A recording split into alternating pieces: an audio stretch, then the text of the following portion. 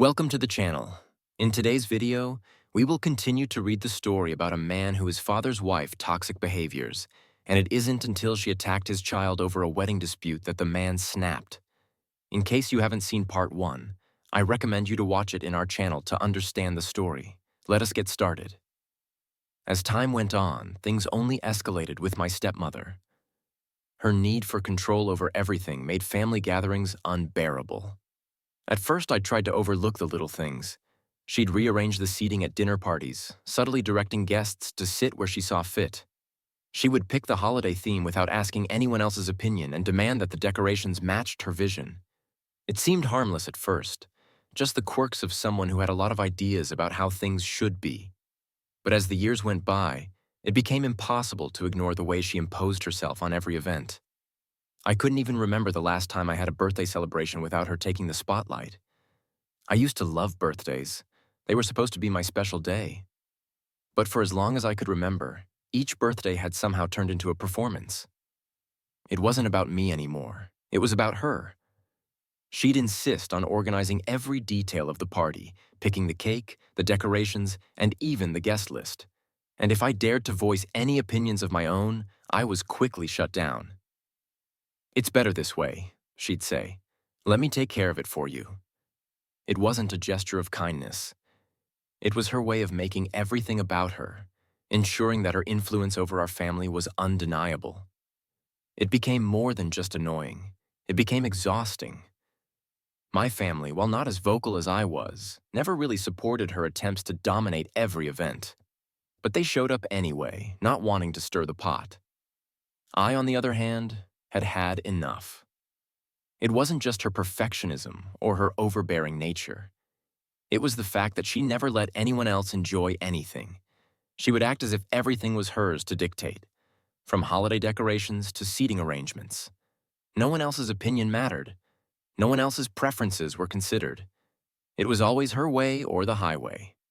I would bite my tongue, smile politely, and play along, all for the sake of my dad. He always insisted that she was only trying to keep the peace, and I would reluctantly comply, trying to keep the peace between the two of us. But deep down, I resented her for taking over every single occasion.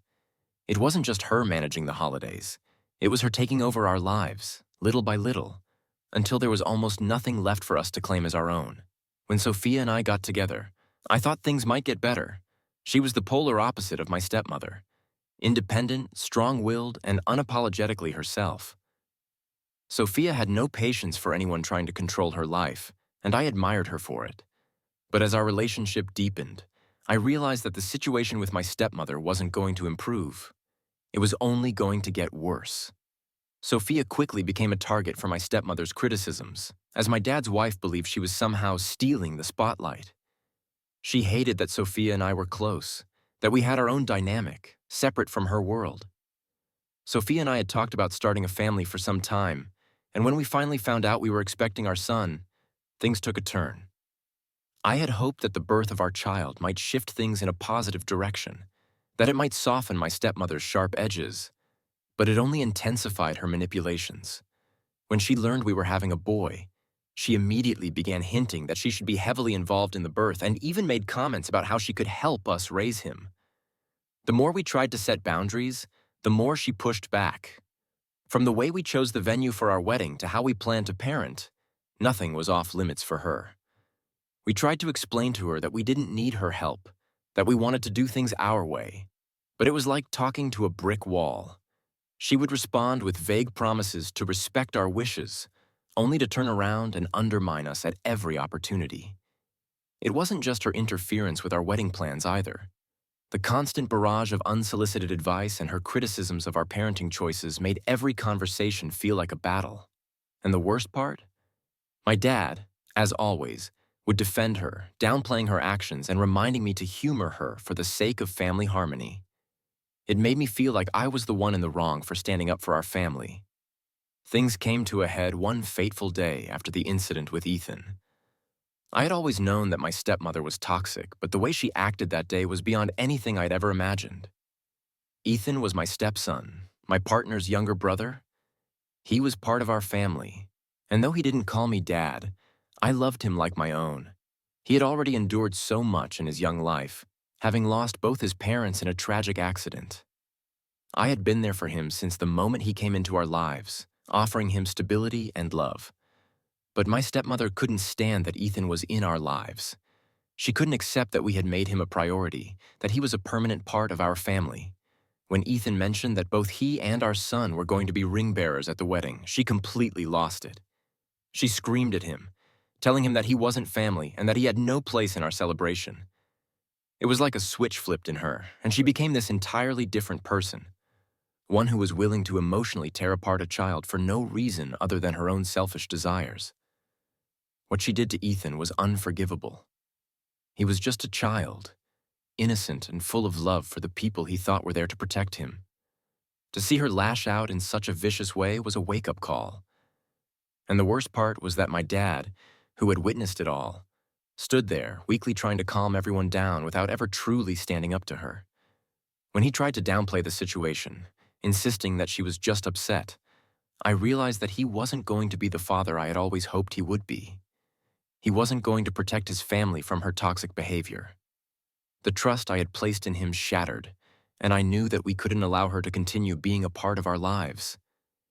The hardest part of it all was knowing that Ethan, who was already struggling with so much, would never fully understand why the people who were supposed to love him were hurting him. It broke my heart to see him so confused, so hurt. He didn't deserve this. He had already lost his parents, and now he was losing the people he thought would be his family. It was a pain I couldn't put into words.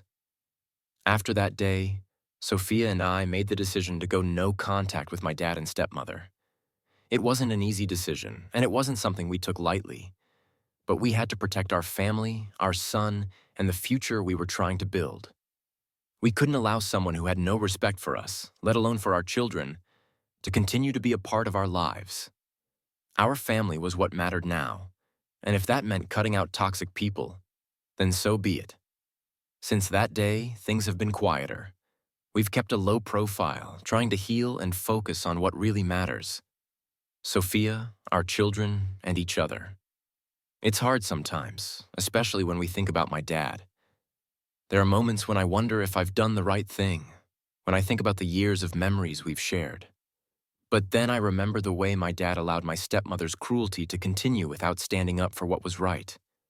And in those moments, I'm reminded that I've made the only choice that protects my family. Sophia and I have grown even closer through all of this.